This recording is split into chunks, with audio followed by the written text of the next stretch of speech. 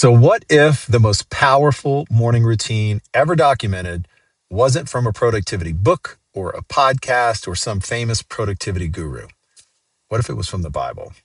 Hi, my name is Frank, and I'm currently on day number 15 of a 30-day Spirit First challenge where I'm intentionally consuming spiritual content before starting my day. And this morning, I was listening to a video about Jesus and his daily habits, and I had an epiphany that I wasn't expecting.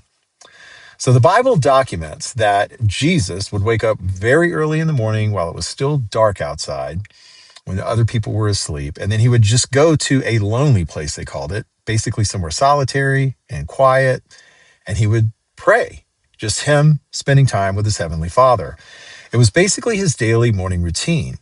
And that daily habit was the anchor that gave him the inner stability to face everything else that came in his day. And it reminded me of a story in the Bible where Jesus and his disciples were out on a boat and this huge violent storm rolls in. And of course, the disciples were terrified. I mean, they thought they were going to drown. And Jesus was asleep, right? He's just sleeping on the boat. And so they wake him up and he just gets up and does his thing and calms the storm. Now, many scholars believe that story isn't just about the physical events, but they believe it's a metaphor for the storms that happen inside of us, inside of our minds, right? Whenever we face the challenges in life that are inevitable and that produce, anxiety and fear and a sense of overwhelm.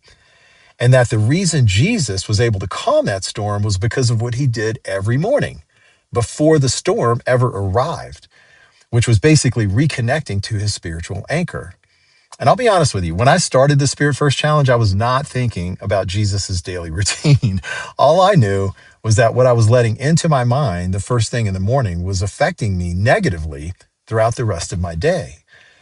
But then this morning, I realized that what we have been doing for the past 14 days is pretty much what Jesus did every morning.